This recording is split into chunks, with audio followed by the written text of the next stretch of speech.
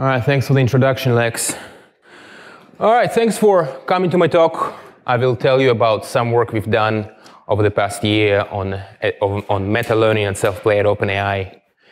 And before I dive into some of the more technical details of the work, I want to spend a little bit of time talking about deep learning and why it works at all in the first place, which I think it's actually not a self-evident thing that they should work. One fact, it's actually a fact, it's a mathematical theorem that you can prove, is that if you could find the shortest program that does very, very well on your data, then you will achieve the best generalization possible. With a little bit of modification, you can turn it into a precise theorem. And on a very intuitive level, it's easy to see why it should be the case. If you have some data, and you're able to find the shorter program which generates this data, then you've essentially extracted all conceivable regularity from this data into your program. And then you can use this object to make the best predictions possible. Like if you have data which is so complex that there is no way to express it as a shorter program, then it means that your data is totally random. There is no way to extract any regularity from it whatsoever. Now, there is little known mathematical theory behind this, and the proofs of these statements are actually not even that hard. But the one minor slight disappointment is that it's actually not possible, at least given today's tools and understanding, to find the best short program that explains or generates or solves your problem given your data. This problem is computationally intractable. The space of all programs is a very nasty space. Small changes to your program result in massive changes to the behavior of the program, as it should be. It makes sense. You have a loop, you change the inside of the loop. Of course, you get something totally different. So the space of programs is so hard, at least given what we know today, search there seems to be completely off the table. Well, if we give up on short programs, what about small circuits? Well, it turns out that we are lucky. It turns out that when it comes to small circuits, you can just find the best small circuit that solves your problem using backpropagation. And this is the miraculous fact on which the rest of AI stands. It is the fact that when you have a circuit and you impose constraints on your circuit using data, you can find a way to satisfy these constraints using backprop by iteratively making small changes to the weights of your neural network until its predictions satisfy the data. What this means is that the computational problem that's solved by backpropagation is extremely profound. It is circuit search. Now, we know that you can't solve it always, but you can solve it sometimes. And you can solve it at those times where we have a practical data set. It is easy to design artificial data sets for which you cannot find the best neural network. But in practice, that seems to be not a problem. You can think of training a neural network as solving a neural equation in many cases where you have a large number of equation terms like this, f of xi theta equals yi. So you've got your parameters and they represent all your degrees of freedom. And you use gradient descent to push the information from these equations into the parameters to satisfy them all. And you can see that the neural network, let's say one with 50 layers, is basically a parallel computer that is given 50 time steps to run. And you can do quite a lot with 50 time steps of a very, very powerful, massively parallel computer. So for example, I think it is not widely known that you can learn to sort n-bit numbers using a modestly sized neural network with just 2 hidden layers, which is not bad. It's not self-evident, especially since we've been taught that sorting requires log n parallel steps. With a neural network, you can sort successfully using only 2 parallel steps. So there's something slightly obvious going on. Now, these are parallel steps of threshold neurons, so they're doing a little bit more work. That's the answer to the mystery. But if you've got 50 such layers, you can do quite a bit of logic, quite a bit of reasoning, all inside the neural network. And that's why it works. Given the data, we are able to find the best neural network. And because the neural network is deep, because it can run computation inside of its layers, the best neural network is worth finding. Because that's really what you need. You need something, you need a model class which is worth optimizing. But it also needs to be optimizable. And deep neural networks satisfy both of these constraints. And this is why everything works. This is the basis on which everything else resides. Now I want to talk a little bit about reinforcement learning. So reinforcement learning is a framework. It's a framework of evaluating agents in their ability to achieve goals in complicated stochastic environments. You've got an agent which is plugged into an environment, as shown in the figure right here. And for any given agent, you can simply run it many times and compute its average reward. Now, the thing that's interesting about the reinforcement learning framework is that there exist interesting, useful reinforcement learning algorithms. The framework existed for a long time. It became interesting once we realized that good algorithms exist. Now, they're not perfect algorithms, but they are good enough to do interesting things. And all you want, the mathematical problem, is one where you need to maximize the expected reward. Now, one important way in which the reinforcement learning framework is not quite complete is that it assumes that the reward is given by the environment. You see this picture. The agent sends an action, while the reward sends it an observation and both the observation and the reward backwards. That's what the environment communicates back. The way in which this is not the case in the real world is that we figure out what the reward is from the observation. We reward ourselves. We are not told, the environment doesn't say, hey, here's some negative reward. It's our interpretation of our senses that lets us determine what the reward is. And there is only one real true reward in life, and this is existence or non-existence. And everything else is a corollary of that. So, well, what should our agent be? You already know the answer. It should be a neural network. Because whenever you want to do something, the answer is going to be a neural network, and you want the agent to map observations to actions. So you let it be parameterized with a neural net, and you apply a learning algorithm. So I want to explain to you how reinforcement learning works. This is model-free reinforcement learning, the reinforcement learning that's actually being used in practice everywhere. But it's also deeply, it's very robust, it's very simple. It's also not very efficient. So the way it works is the following. This is literally the one-sentence description of what happens. In short, try something new. Add randomness to your actions. And compare the result to your expectation. If the result surprises you, if you find that the result exceeded your expectation, then change your parameters to take those actions in the future. That's it. This is the full idea of reinforcement learning. Try it out, see if you like it, and if you do, do more of that in the future. And that's it. That's literally it. This is the core idea. Now, it turns out it's not difficult to formalize mathematically. But this is really what's going on. If in a neural network, in a regular neural network, like this, you might say, okay, what's the goal? You run the neural network, you get an answer, you compare it to the desired answer. And whatever difference you have between those two, you send it back to change the neural network. That's supervised learning. In reinforcement learning, you run a neural network, you add a bit of randomness to your action, and then if you like the result, your randomness turns into the desired target, in effect. So that's it. Trivial.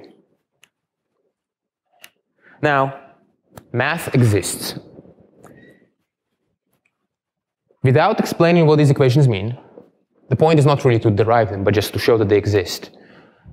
There are two classes of reinforcement learning algorithms. One of them is the policy gradient, where basically what you do is that you take this expression right there, the sum of expected reward, the sum of rewards, and you just crunch through the derivatives. You expand the terms, you do some algebra, and you get a derivative. And miraculously, the derivative has exactly the form that I told you, which is try some actions, and if you like them, increase the log probability of the actions. That literally follows from the math. It's very nice when the intuitive explanation has a one-to-one correspondence to what you get in the equation, even though you'll have to take my word for it if you're not familiar with it. That's the equation at the top. Then there is a different class of reinforcement learning algorithms, which is a little bit more difficult to explain. It's called the Q-learning-based algorithms. They are a bit less stable, a bit more sample efficient, and it has the property that it can learn not only from the data generated by the actor, but from any other data as well. So it has a different robustness profile, which should be a little bit important, but it's only going to be a technicality. So yeah, this is the on-policy, off-policy distinction, but it's a little bit technical, so if you find this hard to understand, don't worry about it. If you already know it, then you already know it. So now what's the potential of reinforcement learning? What's the promise? What is it actually? Why should we be excited about it? Now, there are two reasons. The reinforcement learning algorithms of today are already useful and interesting, and especially if you have a really good simulation of your world, you could train agents to do lots of interesting things. But what's really exciting is if you can build a super amazing sample-efficient reinforcement learning algorithm. We just give it a tiny amount of data, and the algorithm just crunches through it and extracts every bit of entropy out of it in order to learn in the fastest way possible. Now, today our algorithms are not particularly data efficient. They are data inefficient. But as our field keeps making progress, this will change. Next, I want to dive into the topic of meta-learning. The goal of meta-learning. So, meta-learning is a beautiful idea that doesn't really work, but it kind of works. And it's really promising too. It's another promising idea. So what's the dream? We have some learning algorithms. Perhaps we could use those learning algorithms in order to learn to learn. That'd be nice if we could learn to learn. So how would you do that? You would take a system which you train it not on one task, but on many tasks, and you ask it that it learns to solve these tasks quickly. And that may actually be enough. So here's how it looks like. Here's how most traditional meta-learning looks like.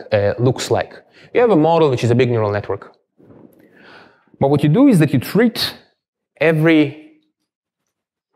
instead of training cases, you have training tasks. And instead of test cases, you have test tasks. So your input may be, instead of just your current test case, it would be all the information about the test tasks plus the test case. And you'll try to output the prediction or action for that test case. So basically you say, yeah, I'm going to give you your 10 examples as part of your input to your model. Figure out how to make the best use of them. So it's a really straightforward idea. You turn the neural network into the learning algorithm by turning a training task into a training case. So training task equals training case. This is meta-learning. This one sentence. And so there have been several success stories which I think are very interesting. One of the success stories of meta-learning is learning to recognize characters quickly. So there have been a data set produced by MIT by Lake et al. And this is a data set where you have a large number of different handwritten characters. And people have been able to train extremely strong meta-learning system for this task. Another very successful example of meta-learning is that of neural architecture search by Zop and Lee from Google, where they found a neural architecture that solved one problem well, a small problem, and then you could generalize, and then it would successfully solve large problems as well. So this is kind of the small number of bits meta-learning. It's like when you learn the architecture, or maybe even learn a small program or learning algorithm, which you apply to new tasks. So this is the other way of doing meta-learning. So anyway, but the point is, what's really happening in meta-learning in most cases is that you turn a training task into a training case and pretend that this is totally normal deep learning. That's it. This is the entirety of meta-learning. Everything else is just minor details. Next, I want to dive in. So now that I finished the introduction section, I want to start discussing different work by different people from OpenAI. And I want to start by talking about hindsight experience replay. There's been a large effort by Andrihovic et al. To develop a learning algorithm for reinforcement learning that doesn't solve just one task, but it solves many tasks, and it learns to make use of its experience in a much more efficient way. And I want to discuss one problem in reinforcement learning. It's actually, I guess, a set of problems which are related to each other. Like one really important thing you need to learn to do is to explore. You start out in an environment, you don't know what to do. What do you do? So one very important thing that has to happen is that you must get rewards from time to time. If you try something and you don't get rewards, then how can you learn? So I said that's the kind of the crux of the problem. How do you learn? And relatedly, is there any way to meaningfully benefit from the experience, from your attempts from your failures? If you try to achieve a goal and you fail, can you still learn from it? Instead of asking your algorithm to achieve a single goal, you want to learn a policy that can achieve a very large family of goals. For example, instead of reaching one state, you want to learn a policy that reaches every state of your system. Now, what's the implication? Anytime you do something, you achieve some state. So let's suppose you say, I want to achieve state A. I try my best, and I end up achieving state B. I can either conclude, well, that was disappointing, I haven't learned almost anything. I still have no idea how to achieve state A. But alternatively, I can say, well, wait a second, I've just reached a perfectly good state, which is B. Can I learn how to achieve state B from my attempt to achieve state A? And the answer is yes, you can. And it just works. And I just want to point out, this is the one case, there's a small subtlety here which may be interesting to those of you who are very familiar with the distinction between on-policy and off-policy. When you try to achieve A, you're doing on-policy learning for reaching the state A, but you're doing off-policy learning for reaching the state B, because you would take different actions if you would actually try to reach state B. So that's why it's very important that the algorithm you use here can support off-policy learning. But that's a minor technicality. At the crux of the idea is you make the problem easier by ostensibly making it harder. By training a system which aspires to learn to reach every state, to learn to achieve every goal, to learn to master its environment in general, you build a system which always learns something. It learns from success as well as from failure. Because if it tries to do one thing and it does something else, it now has training data for how to achieve that something else. I want to show you a video of how this thing works in practice.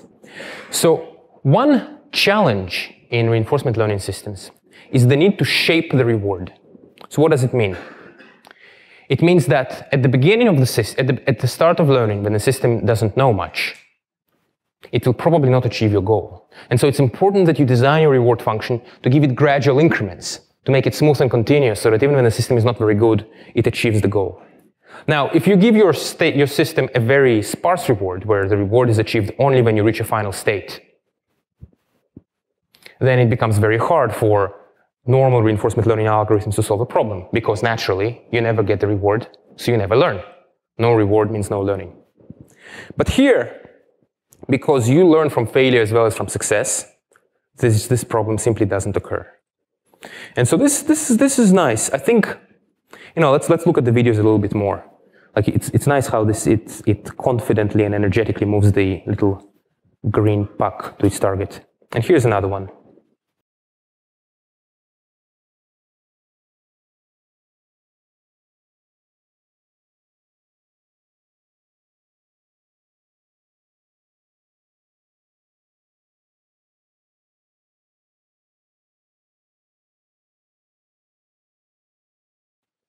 Okay, so we can skip the physics. It works on the if you do it on a physical robot as well, but we can skip it.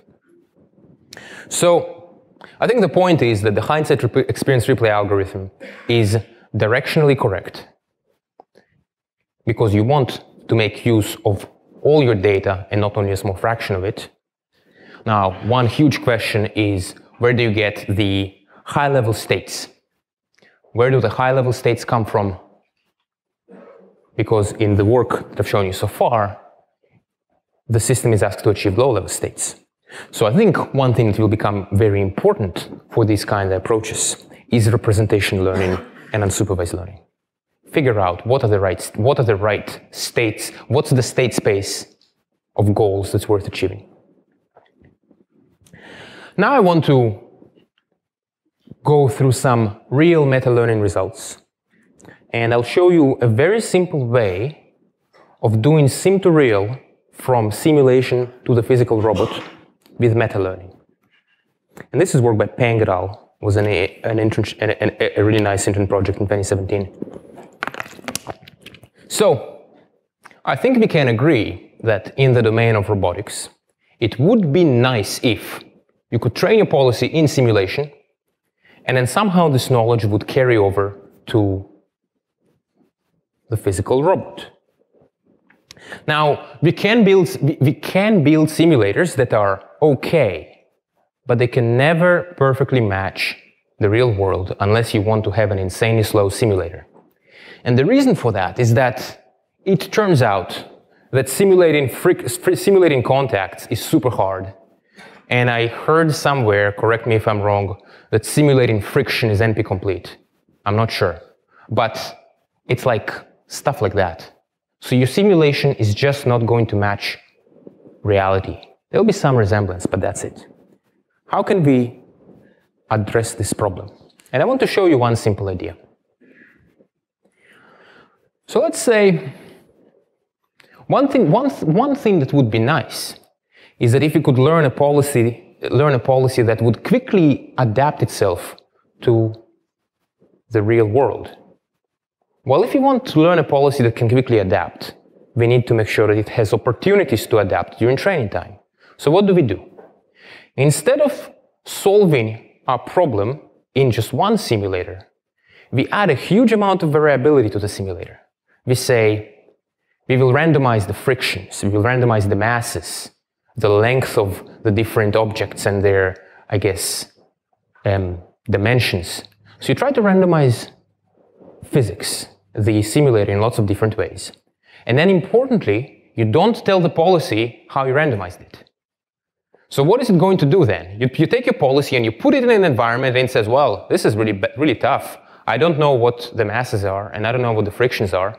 I need to try things out and figure out what the friction is as I get responses from the environment. So you learn a certain degree of adaptability into the policy. And it actually works. I just want to show you. This is what happens when you just train a policy in simulation and deploy it on the physical robot. And here the goal is to bring the hockey puck towards the red dot. And you will see that it will struggle.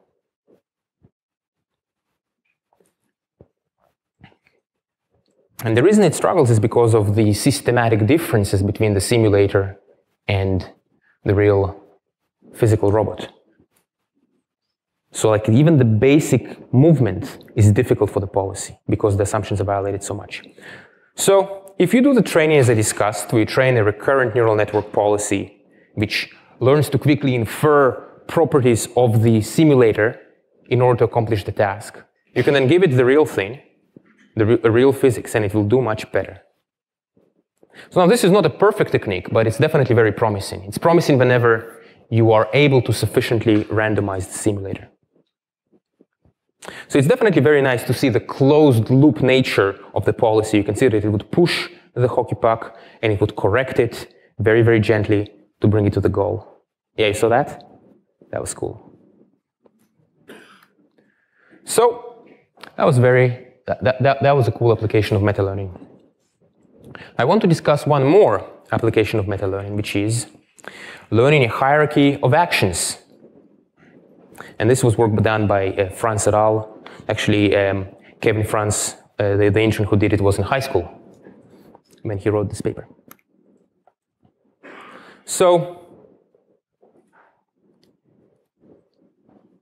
one thing that would be nice is if reinforcement learning was hierarchical. If instead of simply taking micro actions, you had some kind of little subroutines that you could deploy. Maybe the term subroutine is a little bit too crude, but if you had some idea of which action primitives are worth starting with. Now, no one has been able to get actually like real value add from hierarchical reinforcement learning yet. So far, all the really cool results, all the really convincing results of reinforcement learning do not use it. And that's because we haven't quite figured out what's the right way for reinforcement learning, for hierarchical reinforcement learning. And I just want to show you one very simple approach where you use meta-learning to learn a hierarchy of actions. So here's what you do.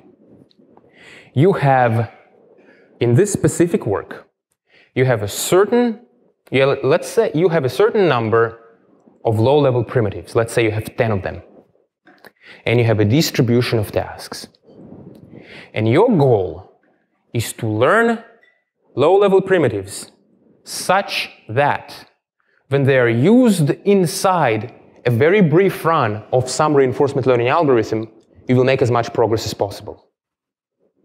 So the idea is you want to get the greatest amount of progress. You want to learn policies that result in you want to learn primitives that result in the greatest amount of progress possible when used inside learning. So this is a meta-learning setup because you need distribution of tasks. And here we've had a little maze.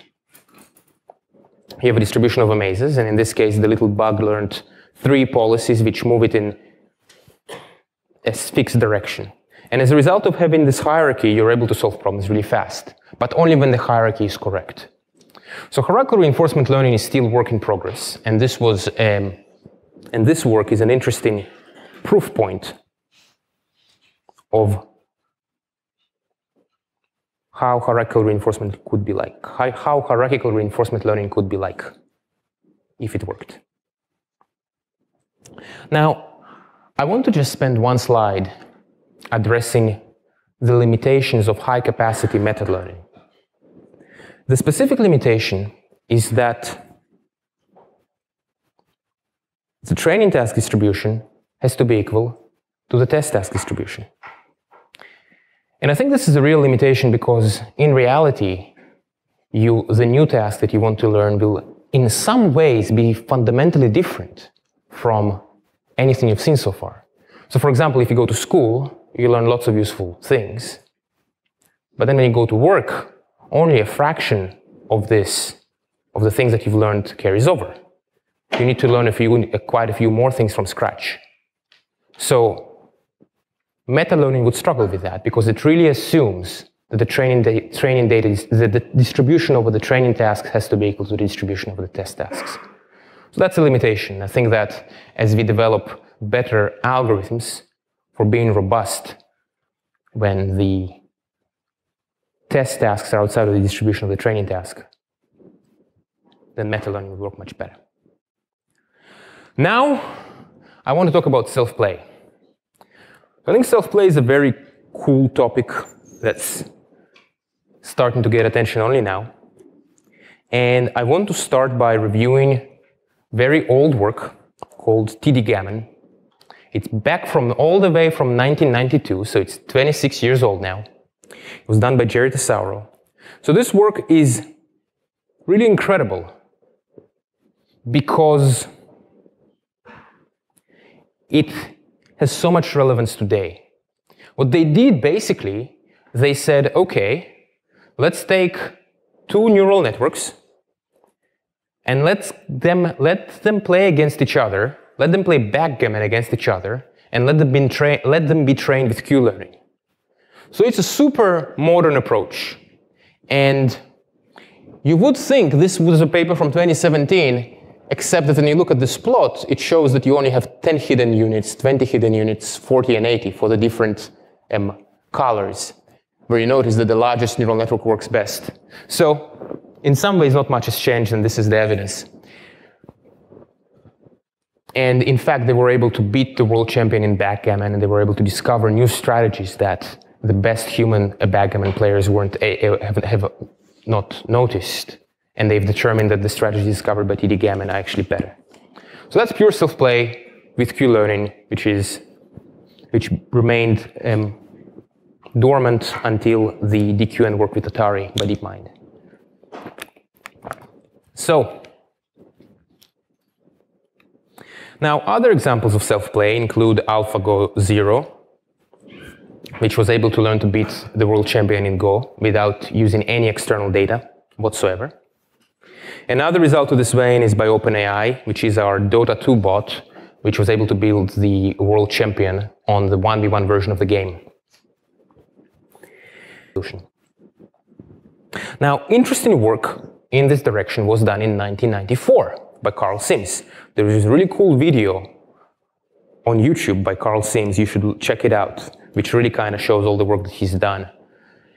And here you have a little competition between agents where you evolve both the behavior and their morphology when the agent is trying to gain possession of a green cube.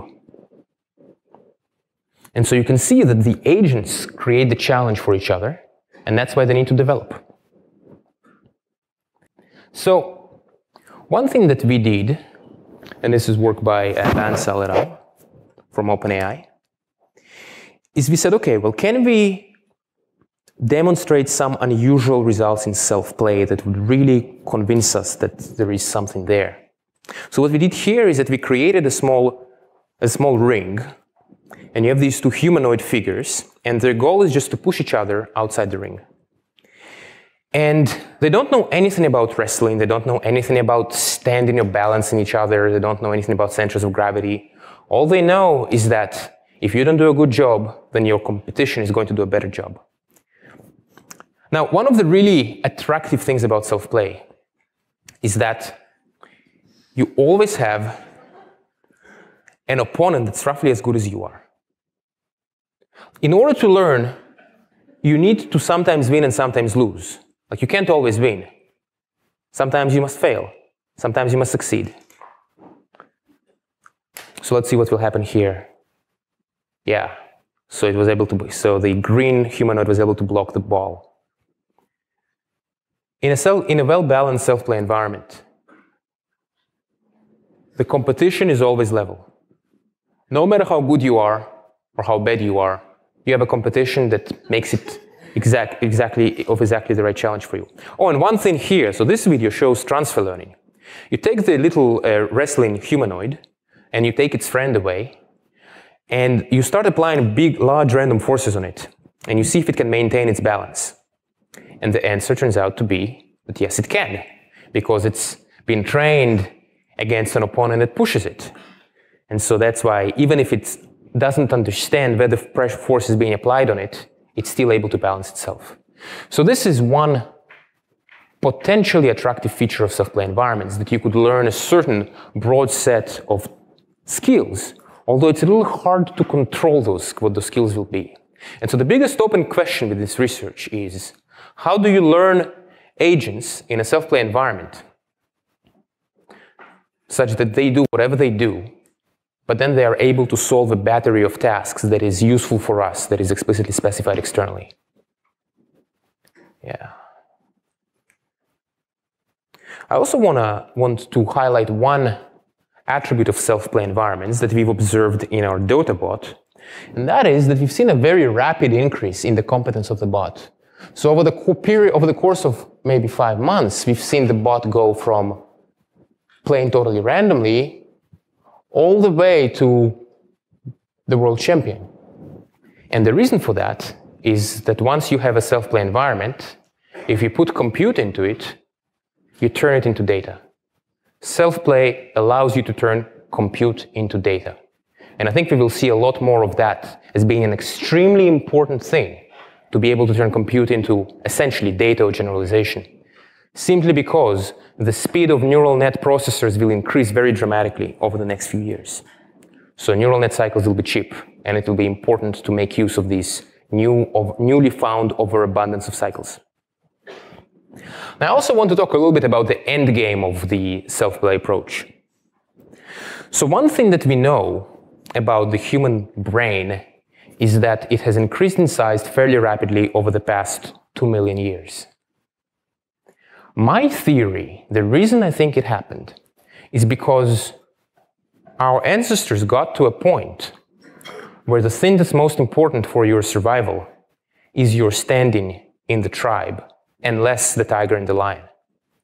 Once the most important thing is how you deal with those other things which have a large brain, then it really helps to have a slightly larger brain. And I think that's what happened. And there exists at least one paper from science which supports this point of view. So apparently there has been convergent evolution between social apes and social birds, even though in terms of various behaviors, even though the divergence in evolutionary timescale between humans and birds has occurred a very long time ago, and apes and birds have very different brain structure. So I think what should happen if we succeed, if we successfully follow the path of this approach, is that we should create a society of agents which will have language and theory of mind, negotiation, social skills, trade, economy, politics, justice system. All these things should happen inside the multi-agent environment. And there will also be some alignment issue of how do you make sure that the agents we learn behave in a way that we want. Now, I want to make a speculative digression here, which is, I want to make the following observation. If you believe that this kind of society of agents is a plausible place where fully general intelligence will emerge, and if you accept that our experience with the DotaBot, where we've seen a very rapid increase in competence, will carry over once all the details are right, if you assume both of these conditions, then it should follow that we should see a very rapid increase in the competence of our agents as they live in the society of agents. So now that we've talked about a potentially interesting way of increasing the competence and teaching agents social skills and language and a lot of things that actually exist in humans as well, we want to talk a little bit about how you convey goals to agents. And the question of conveying goals to agents is just a technical problem, but it will be important because it is more likely than not that the agents that we will train will eventually be dramatically smarter than us. And this is work by the OpenAI safety team by Paul Cresciano et al. And others. So I'm just going to show you this video, which basically explains how the whole thing works. There is some behavior you're looking for, and you, the human, gets to see pairs of behaviors. And you simply click on the one that looks better. And after a very modest number of clicks, you can get this little simulated leg to do backflips.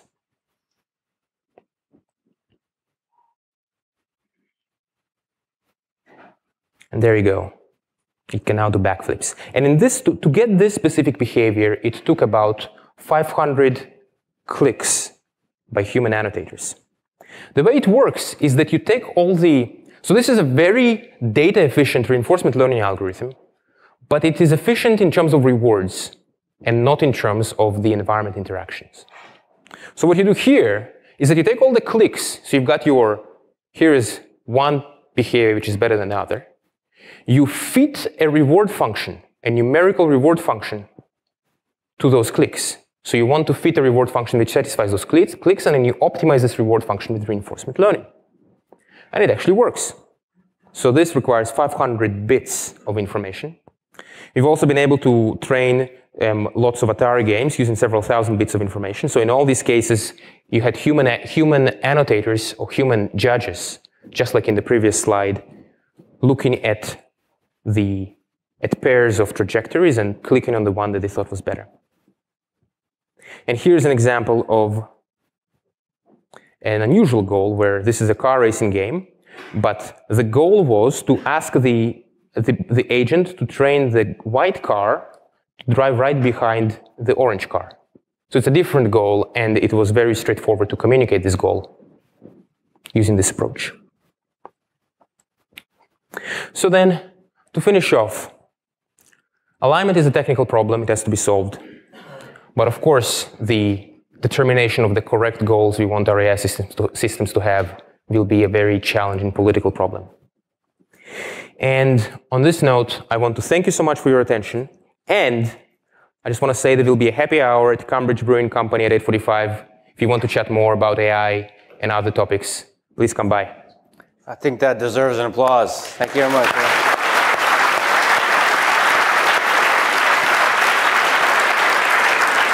So backpropagation is or neural networks are bio-inspired, but backpropagation doesn't look as though it's what's going on in the brain, because signals in the brain go one direction down the axons, whereas backpropagation requires the errors to be propagated back up the wires. So can you just talk a little bit about that whole situation where it looks as though the brain is doing something a bit different than our highly successful algorithms? Are algorithms going to be improved once we figure out what the brain is doing, or is the brain really sending signals back even though it's got no obvious way of doing that? What's happening in that area? So that's a great question. So first of all, I'll say that the true answer is that the honest answer is that I don't know, but I have opinions. And so I'll say two things. Like, first of all, given that, like, if we agree, like, so rather, it is a true fact that backpropagation solves the problem of circuit search. This problem feels like an extremely fundamental problem. And for this reason, I think that it's unlikely to go away. Now, you're also right that the brain doesn't obviously do backpropagation, although there have been multiple proposals of how it could be doing them. For example, there's been work by Tim Lillicrap and others where they've shown that that it's possible to learn a different set of connections that can be used for the backward pass, and that can result in successful learning.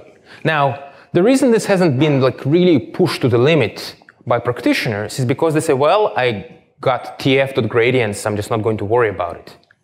But you're right that this is an important issue, and one of two things is going to happen. So my personal opinion is that backpropagation is just going to stay with us till the very end, and we'll actually build fully human level and beyond systems before we understand how the brain does what it does. So that's what I believe, but of course, it is a difference that has to be acknowledged. Okay, thank you. Yeah. Do you think it was a fair matchup for the Dota bot and that person, given the constraints of the system? So I'd say that the biggest advantage computers have in games like this, like one of the big advantages, is that they obviously have a better reaction time. Although in Dota in particular, the number of clicks per second of the top players is fairly small, which is different from StarCraft. So in StarCraft is a very mechanically heavy game because you have a large number of units. And so the top players, they just click all the time. In Dota, every player controls just one hero. And so that greatly reduces the total number of actions they need to make. Now, still precision matters.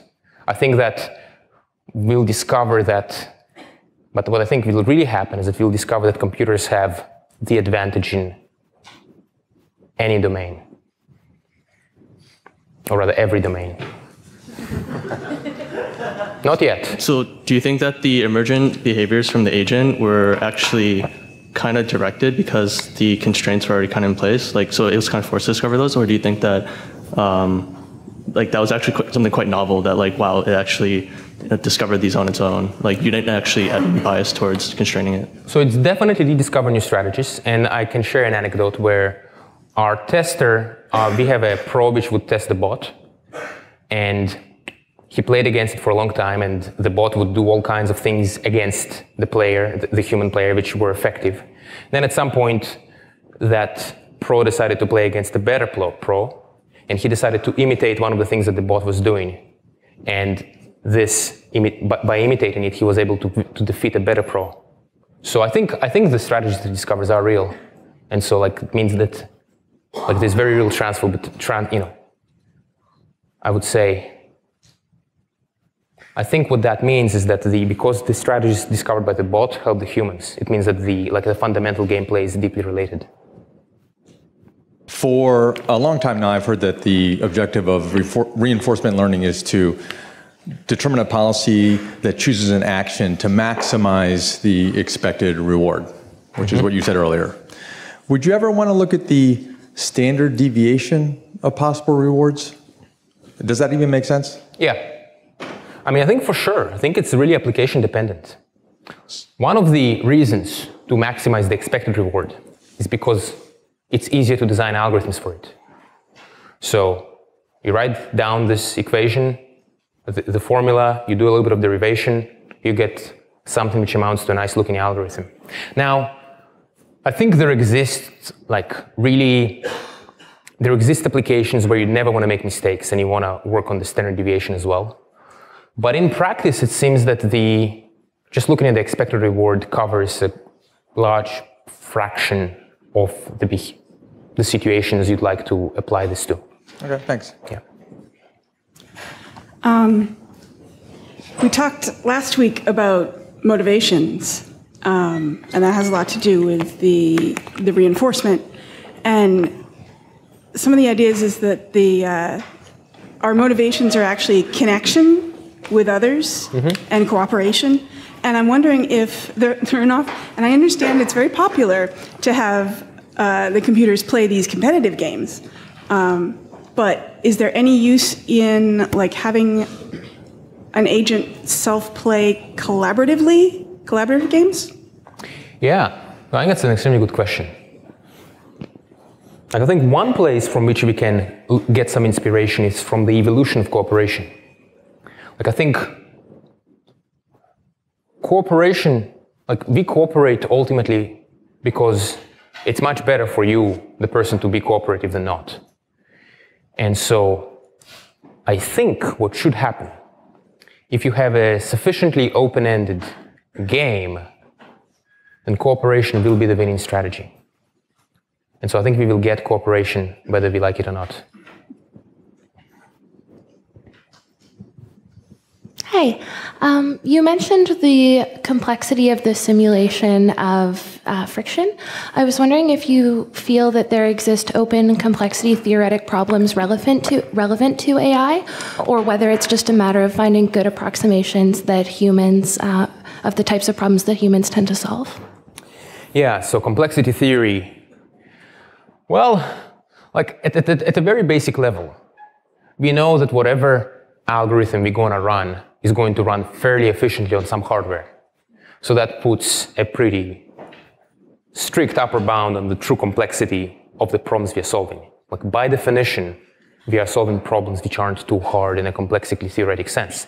Now, it is also the case that many of the problems, so while the overall thing that we do is not hard from a complexity theoretic sense, and indeed humans cannot solve NP-complete problems in general, it is true that many of the optimization problems that we pose to our algorithms are intractable in the general case, starting from neural net optimization itself.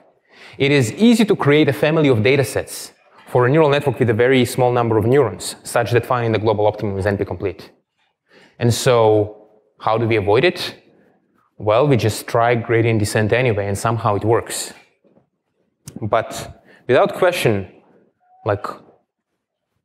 we do not solve problems which are truly intractable.